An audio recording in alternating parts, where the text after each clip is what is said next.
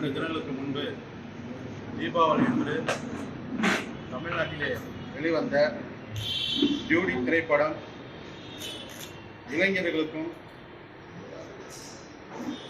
மாணவர்களுக்கும் சீர்கேடான திரைப்படம். நமது தமிழ்நாட்டிலே திருமணத்திற்கென்று கலாச்சாரம் உலகம் முழுவதுமே வீக்கக்கூடியதாக இருக்கும். ஆனால் இந்த திரைப்படத்திலே ஆரம்பம் முதல் படம் முடியும் காட்சி முதல் மிக மோசமான காட்சிகள். தமிழ்நாடு அரசு, தமிழ்நாட்டினுடைய முதலமைச்சர் அவர்கள் உடனடியாக தலையிட்டு டியூடி படத்தை தடை செய்ய வேண்டும் என்று இந்த நேரத்தில் வலியுறுத்தி கேட்டுக்கொள்கின்றோம். சார், நீங்கள் தடை செய்யணும்னு கேட்குறீங்க. ஆனால் கிட்டத்தட்ட இந்த 5 நாளில் 90 கோடி ரூபாய்க்கு மேலே வசூல் பண்ணி வெற்றிகரமாக படம் ஓடிட்டுருக்கு. மக்கள் ஆதரிக்கிறாங்களா? அதை எப்படி பார்க்குறீங்க?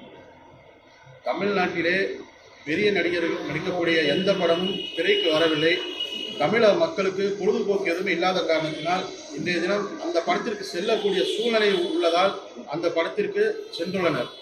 இப்பொழுது மக்கள் அனைவருமே அந்த படத்தை பார்த்து முகம் சுளிக்கக்கூடிய நிலைமை அந்த படம் அமைந்துள்ளது. படம் முழுவதுமே சர்ச்சைக்குரிய காட்சிகள். நண்பர்களாக இருக்கக்கூடிய அனைத்தையுமே கொச்சைப்படுத்தும் விதமாக அந்த படம் அமைந்துள்ளது. உடனடியாக இந்த படத்தை தடை செய்ய வேண்டும் என்று இந்த நேரத்தில் கேட்டுக்கொள்கிறேன். சார், திரைப்படம் எடுக்கும்போதே தணிக்கை குழுக்கு போய் அது சர்டிஃபிகேட் கொடுத்து தான் படம் ரிலீஸ் பண்ணுறாங்க. ஸோ அந்த இதை வந்து சென்சார் போர்டு வந்து கவனிக்காமல் இது சென்சார் போர்டு வந்து செயலிழந்துள்ளதற்கான அத்தாட்சி தான் இந்த திரைப்படம் என்பதை இந்த நேரத்தில் நாங்கள் தெரிவித்துக் கொள்கிறோம். ஏதாவது திரையரங்கம் காட்சி நீக்கலாம், ஏதாவது போராட்டம் இந்த மாதிரி இருக்கா? இந்த படத்தையே தடை செய்ய வேண்டும். காட்சி மட்டுமில்லை, இந்த படம் முழுவதுமே மிக திருமணத்தை சீர்குலைக்கக்கூடிய திரைப்படம்.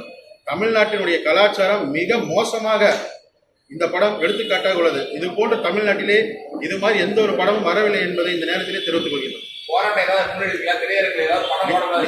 நிச்சயமாக விரைவிலே தமிழ்நாடு அரசும் தமிழ்நாட்டுடைய முதலமைச்சர் அவர்களும் நடவடிக்கை எடுப்பார்கள் என்று நாங்கள் எண்ணுகின்றோம். அவர் தவறும் பட்சத்தில் நிச்சயமாக தமிழ்நாட்டுடைய முதலமைச்சர் அவர்களை நேரில் சந்தித்து நாங்கள் முறையிட உள்ளோம். மேலும் இன்றைய தினம் தமிழ்நாட்டினுடைய முதலமைச்சர் அவர்கள் தூய்மை பணியாளர்களுக்கு சென்னை மாநகராட்சியிலே 3 வேளை உணவு வழங்கும் திட்டத்தை அறிமுகப்படுத்தியுள்ளார்.